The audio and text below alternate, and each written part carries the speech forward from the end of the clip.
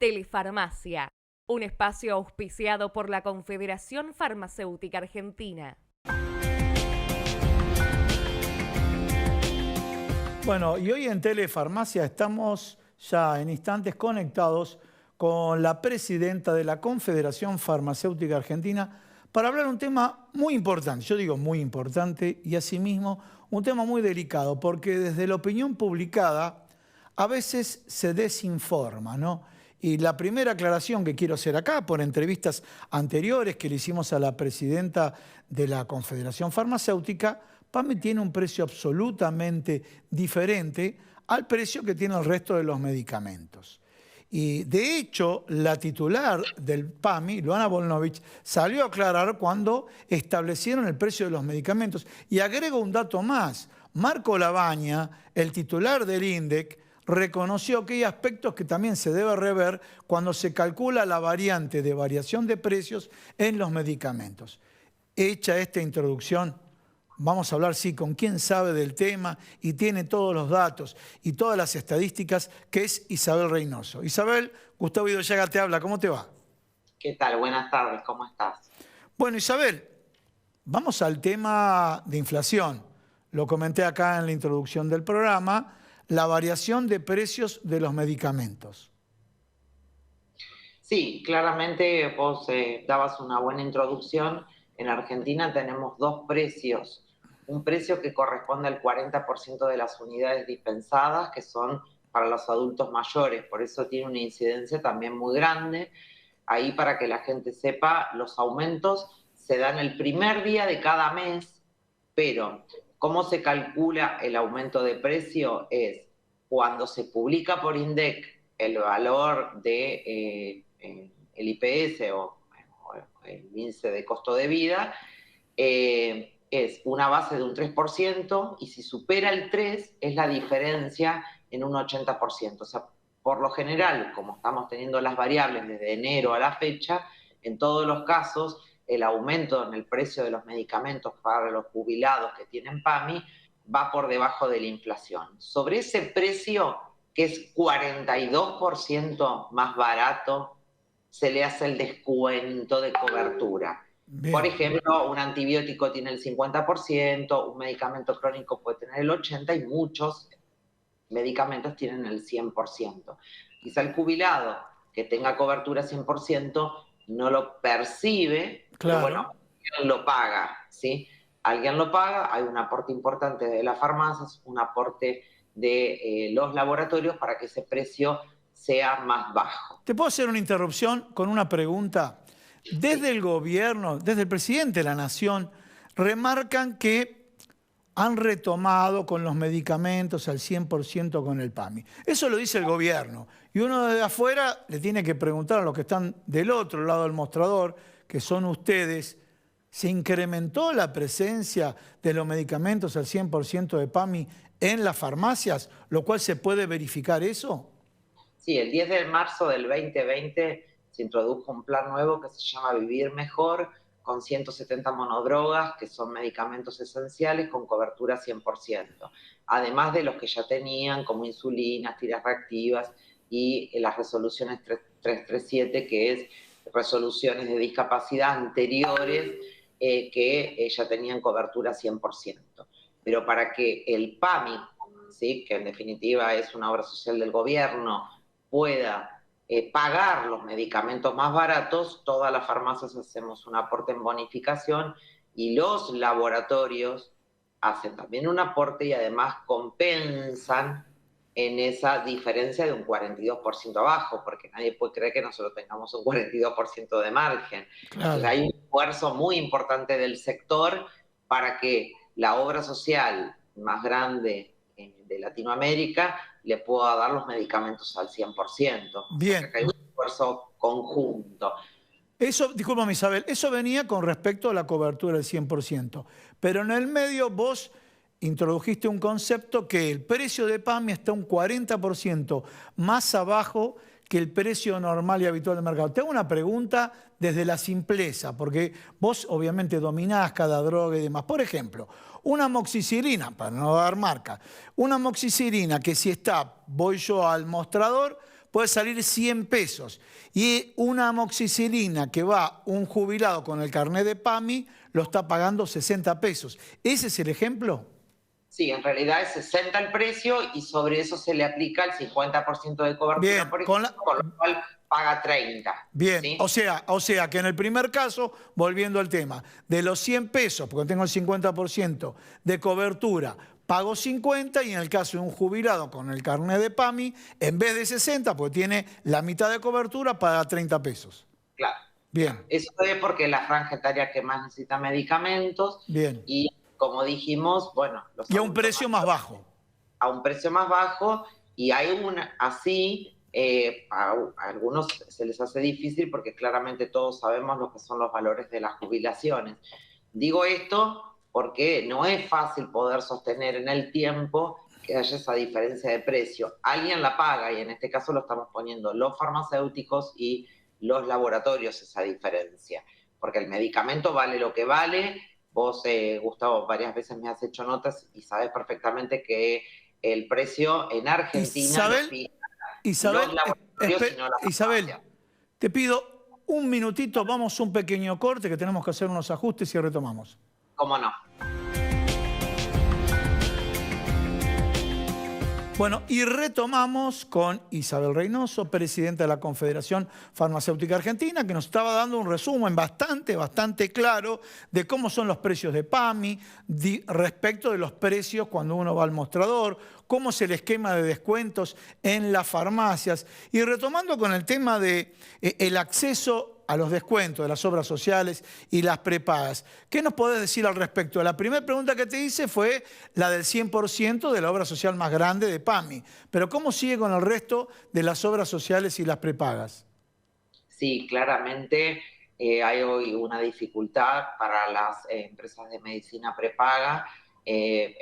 La cobertura es 40% y planes del 70%, pero tenemos un tema de acceso y de accesibilidad geográfica. O sea, la mayoría de las obras sociales lo que están haciendo es designar algunas farmacias para que los pacientes vayan.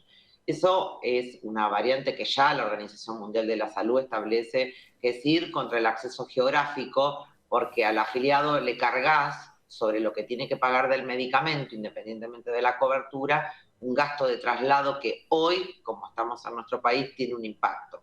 ¿Sí? Porque quien toma un taxi, quien toma un remis, quien tiene que tomar transporte, y a veces las obras sociales ponen una sola farmacia en la localidad para, por ejemplo, que le entreguen la insulina y las tiras reactivas para diabéticos, y el que es diabético tiene que peregrinar buscando o yéndose de una localidad a la otra. Eso es algo que me parece que hay que revisarlo. Si bien el Ministerio de Salud de la Nación en enero de este año sacó una resolución, que es la resolución 27, que establece que no tiene que haber barreras de accesibilidad geográfica, porque eso atenta contra el bolsillo de las personas y el acceso al medicamento, es algo que con la crisis que tenemos nos va a costar un poco que las obras sociales entiendan que no pueden hacer trasladar a los pacientes yendo de un lugar a otro con sus recetas. Clarísimo. Isabel, vos nos enviaste una estadística que sobre 17.000 artículos o ítems, hubo una variación interanual del 53%. Contanos un poco de qué se trata. Sí, nosotros medimos no solamente el aumento mes a mes de medicamentos, o podemos hacerlo con bimestre, pero bueno, un parámetro que se utiliza, así como se habla de la inflación, se habla de la variación de precios interanual.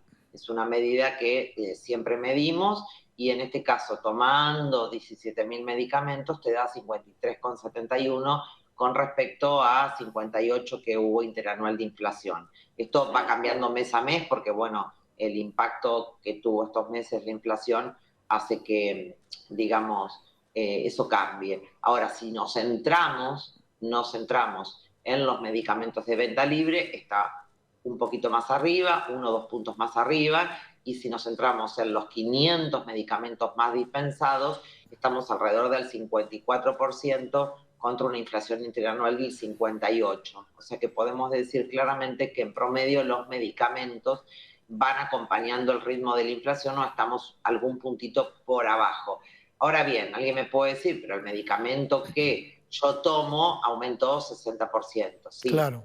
Trabajamos en promedios y tomamos una canasta. A ver, para que sea representativa no podemos tomar una canasta de 10 medicamentos Obvio. porque no componen las patologías ni básicas ni elementales. Obvio. Tomar los 250 o 500 productos más dispensados y ahí tenemos una muestra representativa.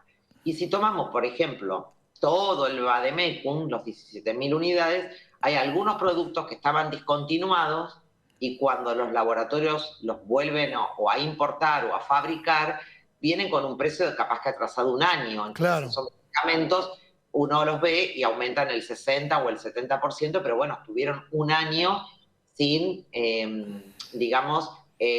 ser comercializados en el mercado farmacéutico.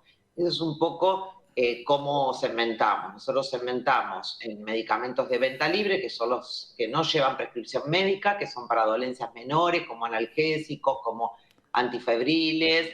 Después tenemos los medicamentos venta bajo receta, que son todos los medicamentos que van para seguridad social, y ahí ese segmento es muy importante porque entran las enfermedades crónicas. Claro. Hipertensión, diabetes, artritis y bueno, productos que los pacientes que padecen esas enfermedades tienen que tomarlos todos los meses. Ahí genera un impacto. Y después tenemos medicamentos especiales, que son segmentos más pequeños, que no tienen tanta representatividad como por ejemplo puede ser la morfina o algunos medicamentos que se tratan para situaciones muy especiales que no son representativos de lo que la mayoría de la comunidad consume. Clarísimo. Entonces, para hacer una síntesis, si te parece, el primer escenario que marcaste, que los precios de los medicamentos de PAMI están un 40% por debajo del promedio de precios para el público en general. ¿Es correcto eso? Bien. La segunda, estoy acá tomando nota, ¿no? La segunda fue lo que hablamos al final, ¿no? La variación interanual. Consecuencia de esa relación, la variación interanual les dio a ustedes 53,71%. Y si te parece, cerramos con el tema de los descuentos de obras sociales y prepagas. Bueno, ¿qué es lo que está pasando con las bonificaciones de las mismas? Sí, bueno, las prepagas cada vez están pidiéndole a las farmacias que hagan mayores aportes y la realidad que es una situación compleja para todos. La farmacia es un eslabón muy débil de lo que es la cadena de comercialización. Como dijimos, no somos formadores de precios y ya hacíamos un aporte de bonificación importante. Entonces, cada vez hay una presión más grande y creo que no es justo que se corte por el prestador. No se puede cortar con que el farmacéutico del barrio tenga que hacer más aportes, con que el médico no tenga actualización en sus honorarios o que el odontólogo no tenga, actualización en sus prácticas, porque la dificultad económica de la República Argentina es para todos. Claro. Entonces, es un momento crítico en el cual me parece que hay que tratar de ser equilibrados, porque lo que conlleva eso, que haya muchos prestadores de salud que ya no están atendiendo más por obras sociales, y la verdad que eso es un perjuicio en el acceso a la gente. Creo que no es momento de poder tomar decisiones de esa envergadura en un contexto que es difícil para todos los argentinos y que todos esperamos que esto pase lo más rápido posible, ¿no? Isabel, muchísimas gracias por contactarte con nosotros. No, gracias a ustedes. Buenas tardes. Bueno, y este fue el espacio de Telefarmacia, auspiciado por la Confederación Farmacéutica Argentina. Las farmacias de la red COFA tenemos mucho más que medicamentos para vos. Cuidamos tu salud y bienestar con servicios farmacéuticos especializados. Somos la red sanitaria de farmacias más grande del país. Estamos siempre cerca, las 24 horas, todo el año. Busca tu farmacia en red.cofa.org.ar. Confederación Farmacéutica Argentina.